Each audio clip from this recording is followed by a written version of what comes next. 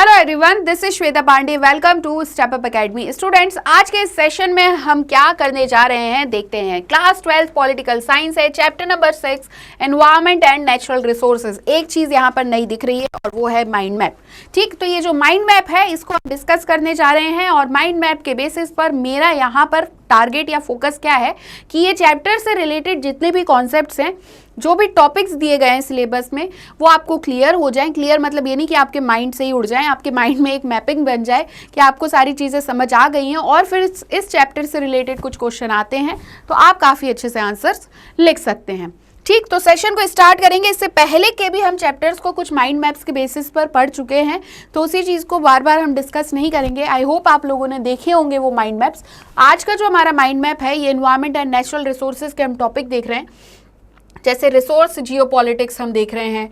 फिर हम देख रहे हैं कि एनवायरमेंटल मूवमेंट्स हैं, उन्हें कैसे कैटेगराइज्ड किया गया है, एनवायरमेंटल कंसर्न्स क्या कौन से हैं, प्रोटेक्शन ऑफ ग्लोबल कॉमन्स, और हम देखते हैं common but differentiated responsibilities. Environment और नेचुरल रिसोर्सेज में मेन चीज़ अगर हम पॉलिटिकल साइंस के मतलब बेसिक अगर देखें कि पॉलिटिकल साइंस के तरीके से देखें तो यहाँ पर बेसिकली दो यहाँ पर कंट्रीज चल रही हैं, एक नॉर्थ और एक साउथ। ठीक, एक तरफ डेवलप्ड कंट्री है नॉर्थ, दूसरी तरफ साउथ में हम देख रहे हैं कि डेवलपिंग कंट्रीज है। डेवलप्ड कंट्रीज कह रही हैं कि जैसी स्थिति है अभी एनवायरनमेंट की, ऐसी स्थिति को देखते हुए रूल्स, लॉज, प्रिंसिपल्स बनाए जाएं और नॉर्थ और साउथ सब मिलकर काम करें। साउथ जो कि डेवलपिंग कंट्री है, इनका कहना है कि ये जितना भी देन है एनवायरमेंटल डिग्रेडेशन की, वो नॉर्थ में इंडस्ट्रियलाइजेशन की वजह से है, तो इन डेवलप्ड कंट्रीज को वर्क करना चाहिए। इसी बेसिस पर रियो समिट होती है। रियो समिट में ये कहा जाता है, जो कि हम देख रहे हैं कॉमन बट डिफरेंशिएटेड रिस्पॉन्सिबिलिटीज, इसमें कहा जाता है कि सभी के लिए कॉमन है प्रॉब्लम्स बट रिस्पॉन्सिबिलिटी अलग अलग देखेंगे कि डेवलपिंग नेशंस की नीड को देखते हुए उन्हें हम ऐसी रिस्पॉन्सिबिलिटी देखेंगे। इस बेसिस पर इंटरनेशनल लॉ रूल्स बनाए जाएंगे एंड रेगुलेशंस। ठीक, इसी के साथ साथ हम क्योटो प्रोटोकॉल देखते हैं, मॉन्ट्रियल प्रोटोकॉल देखते हैं, कहीं ग्रीन हाउस गैसेस की बात कही गई है, कहीं ओजोन लेयर की बात कही गई है। तो ये सारी चीज़ें बनाती हैं एनवायरनमेंट और नेचुरल रिसोर्सेज को पॉलिटिकल साइंस का मुद्दा या पॉलिटिकल साइंस का टॉपिक। ठीक, यहाँ तक क्लियर हुआ। अब स्टार्ट करेंगे तो सर्कल कुछ हमारा इस तरीके से चलेगा। ठीक, इस सर्कल को हम यहां से स्टार्ट करते हैं रिसोर्सेज जियोपॉलिटिक्स से। ठीक, तो जो रिसोर्सेज जियोपॉलिटिक्स क्या है, अगर क्वेश्चन आ जाए तो किसे क्या मिलेगा, कब मिलेगा और कितना और कैसे। एनवायरमेंट में रिसोर्सेज की बात चल रही है। Resource geopolitics is all about who gets what, where, when and how. ठीक, अब इसी के साथ आगे बढ़े तो ये कंट्रीज की बात कर रहे हैं। जियो वर्ड जहाँ भी आ गया तो यहाँ पर हम भौगोलिक स्थिति की बात करते हैं। तो जो पॉलिटिकल साइंस है और कंट्रीज हैं, रिसोर्सेज हैं, तो इन्हीं के बारे में बात कर रहे हैं और ये है रिसोर्स जियोपॉलिटिक्स। अब क्रिटिकल इंपॉर्टेंस क्या है, तो क्रिटिकल इंपॉर्टेंस ये है, क्रिटिकल मतलब पॉजिटिव निगेटिव देखते हुए एक कंक्लूजन पर जो हम आ रहे हैं, तो यहाँ पर देखा है कि स्ट्रेटेजिक रिसोर्सेज जो हैं जिनका यूज़, कमर्शियल यूज़ भी हम कहते हैं किया जाता है, उनका सप्लाई, पर्टिकुलरली ऑयल का सेकेंड वर्ल्ड वॉर के टाइम पर, तो ये रिसोर्स था। ठीक, ऑयल इमेंस वेल्थ है। ऑयल की हम बात करते हैं, हम जानते हैं बहुत अच्छे से कि जहाँ भी ऑयल एज अ रिसोर्स है फाइंड किया जा रहा है, वहाँ पर इसकी काफ़ी वेल्थ है। और इसी के साथ साथ जो ऑयल एक ऐसा मुद्दा हो जाता है, हम हमारे इंडिया में भी देखते हैं, जब भी पेट्रोल के प्राइस बढ़ जाते हैं या कम हो जाते हैं तो पूरी पॉलिटिक्स पेट्रोल की तरफ बढ़ जाती है। तो ऑयल की बात जब हम करते हैं तो इसी के साथ पॉलिटिकल स्ट्रगल्स जनरेट होते हैं और इन्हीं पॉलिटिकल स्ट्रगल्स को कंट्रोल करने का काम होता है ऑयल का, क्योंकि ऑयल मतलब वेल्थ, ये हम कंसिडर कर लेंगे। वाटर की अगर हम बात करें तो ये भी क्रूशियल रिसोर्स है। ग्लोबल स्टेट्स कभी बहुत बार ये क्वेश्चन उठाते हैं कि इंडस्ट्रीज़ पर कि इनकी वजह से पॉल्यूशन हो रहा है। एक्सेसिव इरिगेशन या फिर डैम्स के कंस्ट्रक्शन से कोई भी स्टेट को काफ़ी ज़्यादा हानि हो रही है। इंडस वाटर ट्रीटी हम देखते हैं। हम इंडिया में ही अगर बात करें तो रावी और ब्यास का देखते हैं। बांग्लादेश में हम फरक्का रिवर देखते हैं। तो ये सारी वाटर ट्रीटीज़ हैं। तो ये होता है एक रिसोर्स जियोपॉलिटिक्स। ठीक, अभी इन टॉपिक्स को हम एक एक बार और रिवाइज कर लेंगे पर्टिकुलर एक एक स्लाइड पे, तो आपको और अच्छे से समझ आ जाएगा। अब यहाँ पर है एनवायरमेंट मूवमेंट। ठीक, तो एनवायरमेंटल मूवमेंट की बात अगर हम करें तो सबसे ज़्यादा vibrant, diverse, powerful social movement है। तो देखो आपको ना पॉलिटिकल साइंस के लिए कुछ वर्ड्स याद होने चाहिए।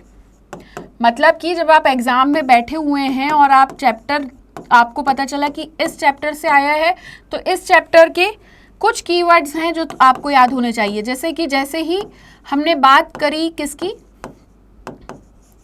एनवायरमेंटल रिसोर्सेज की, तो vibrant, diverse, powerful, social movements, ठीक। जैसे कि फॉरेस्ट मूवमेंट हम देखते हैं, माइनिंग और मिनरल इंडस्ट्रीज को लेकर देखते हैं, anti dam, pro river movements. अगर कुछ भी याद नहीं आ रहा है तो नर्मदा बचाओ आंदोलन याद रखो, चिपको मूवमेंट याद रखो। अफ्रीका के भी कुछ मूवमेंट्स हैं, तो इन कुछ मूवमेंट्स को याद रखो और आपके एग्जाम में आप अच्छे से लिख सकते हो, ठीक। अब एनवायरमेंटल कंसर्न्स हैं क्या, हमने यहाँ पर ऑयल की बात की, वाटर की बात की, वेल्थ की बात की, किस तरीके से पॉल्यूशन की बात हमने कही, सेकेंड वर्ल्ड वॉर में ऑयल का रोल देखा। तो एनवायरमेंटल कंसर्न्स जियोपॉलिटिक्स या ग्लोबल पॉलिटिक्स में क्या है, तो इनकी काफ़ी बड़ी हिस्ट्री रही है। ये चीज़ हम जानते हैं कि जितना अवेयरनेस होगी एनवायरमेंटल को लेकर उतनी अच्छी इकोनॉमिक ग्रोथ होगी, क्योंकि रिसोर्सेज से ही तो सब कुछ हो रहा है, ठीक है। और इंक्रीजिंगली पॉलिटिकल कैरेक्टर्स हम देखते हैं 1060 से, ठीक है, मतलब कि 1060 की बात हो रहे हैं ऑनवर्ड्स, 1060 नहीं, ये आएगा 1960s ऑनवर्ड्स। हाँ ठीक है, ये थोड़ा सा मिसप्रिंट है। 1960s से हम एनवायरमेंट की हिस्ट्री देखते हैं पॉलिटिकल साइंस में, ठीक। इंटरनेशनल एजेंसीज की बात करें तो यूनाइटेड नेशन एनवायरमेंटल प्रोग्राम, ये काफ़ी सारे इंटरनेशनल कॉन्फ्रेंसेस हेल्ड करती हैं और क्या करती हैं कि हमेशा कोऑर्डिनेट करें और इफेक्टिव रोल हो, रिस्पॉन्सिव रोल हो एनवायरमेंटल प्रॉब्लम्स में। तो ये सारे मुद्दे थे जो एनवायरमेंट और नेचुरल रिसोर्सेज को पॉलिटिकल साइंस के चैप्टर में लेकर आए हैं और आप लोगों को पढ़ने के लिए मजबूर किया गया है, ठीक। लेकिन इंटरेस्टिंग है, आप ये टॉपिक ऐसे हैं जिन पे आप बहुत आसानी से लिख सकते हो। नेक्स्ट हम आते हैं the protection of global Commons. Commons की बात करें, देखो ग्लोबल कॉमन्स बहुत इंपॉर्टेंट टॉपिक है, इसको हमने सुपर क्विक रिवीजन में भी डिस्कस किया है। तो ग्लोबल कॉमन्स में हम ऐसे रिसोर्सेस, प्लेसेस एक्सेट्रा इन चीज़ों की बात करते हैं जो किसी भी कंट्री के गवर्नेंस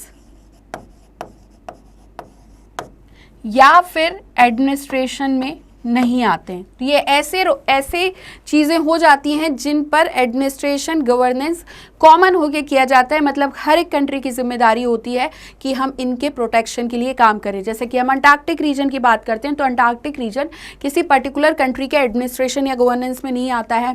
ओजोन लेयर की हम बात करते हैं, अर्थ एटमॉस्फेयर की हम बात करें, तो ये ऐसे रीजन्स हैं, प्लेसेस हैं, रिसोर्सेज हैं जो किसी पर्टिकुलर स्टेट के गवर्नेंस में नहीं आते हैं। तो इनका ग्लोबल कॉमन्स की बात इन्हें बोला गया और इनका प्रोटेक्शन किया जाएगा। So commons are those resources which are not owned by anyone but shared by a community outside the sovereign jurisdiction. ये लोकेटेड होते हैं किसी भी स्टेट के। और कॉमन गवर्नेंस, इनकी रिक्वायरमेंट क्या है, common governance by the international community.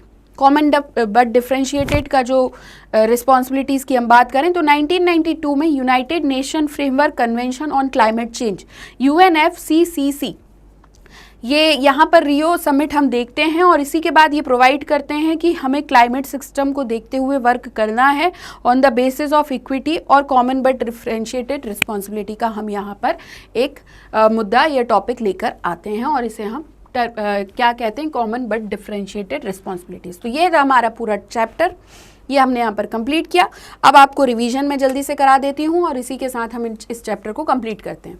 Environmental concerns क्या है, तो हम बात करते हैं कि awareness of the environmental consequences of economic growth acquired and increasingly. जो इकोनॉमिक इन्वायरमेंटल कॉन्सिक्वेंसेज की अवेयरनेस किस चीज़ से रिलेट करके कर रहे हैं या बढ़ा रहे हैं, इकोनॉमिक ग्रोथ को लेकर, तो ये पॉलिटिकल कैरेक्टर बन चुका है 1960s से।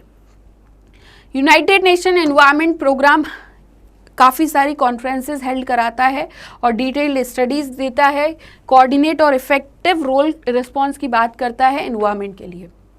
कॉमन्स वो रिसोर्सेज हैं जो कोई भी एक कम्युनिटी, मतलब एक कम्युनिटी के द्वारा शेयर किए जाते हैं किसी पर्टिकुलर स्टेट के सोवरेन जुरिस्डिक्शन में नहीं आते हैं, इसलिए ये कॉमन गवर्नेंस रिक्वायर्ड करते हैं बाय द इंटरनेशनल कम्युनिटी। ठीक, कॉमन बट डिफरेंशिएटेड रिस्पॉन्सिबिलिटी 1992 में UNFCCC प्रोवाइड करता है कि पार्टीज क्लाइमेट सिस्टम को प्रोटेक्ट करने के लिए वर्क करें इक्विटी के बेसिस में, और इक्विटी में हम कुछ एक्सेप्शंस देखते हैं डेवलप्ड और डेवलपिंग कंट्रीज के कंपैरिजन में। ठीक, resource geopolitics is all about who gets what, when, how and where. ठीक, इसी के साथ क्रिटिकल इंश्योरेंस की हम बात करें तो स्ट्रेटेजिक रिसोर्सेज की हमने बात कही। आप ऑयल का एग्जांपल हर जगह यूज कर सकते हैं सेकेंड वर्ल्ड वॉर के टाइम पर। ठीक, इमेंस वेल्थ है ऑयल, जहां भी ऑयल की इमेंस वेल्थ है, इसलिए ऑयल पॉलिटिकल स्ट्रगल जनरेट करता है। वहीं वाटर को भी हम सेम कंसीडर करते हैं और काफ़ी ऑब्जेक्शन उठाए जाते हैं इसमें पॉल्यूशन को लेकर। एनवायरमेंटल मूवमेंट्स की हमने बात कही तो काफ़ी वाइब्रेंट, डाइवर्स और पावरफुल सोशल मूवमेंट्स हमने देखे। ये मूवमेंट्स कौन करते हैं तो NGOs और वॉलंटियर्स, एनवायरमेंट से रिलेटेड जो वॉलंटियर्स हैं वो इन मूवमेंट्स को करते हैं। फॉरेस्ट मूवमेंट, माइनिंग और मिनरल इंडस्ट्रीज़ को लेकर मूवमेंट, एंटी डैम और प्रो रिवर मूवमेंट्स। ठीक, क्लियर हुआ। और इसी के साथ ये चैप्टर कंप्लीट होता है environment and natural resources. Next session में नेक्स्ट माइंड मैप के साथ मिलेंगे। कोई डाउट है तो कमेंट सेक्शन में पूछ लीजिए, और इसी के साथ और इससे ज़्यादा वीडियोस देखना चाहते हैं तो आप हमारी वेबसाइट पर भी विजिट कर सकते हैं। अगर आज का सेशन आपको बहुत अच्छा लगा है, आई होप मैंने आपको जो भी समझाया आपको समझ आया होगा, तो आप हमारे चैनल स्टेप अप अकेडमी को please like, share and subscribe करना बिल्कुल भी ना भूलें। Thank you.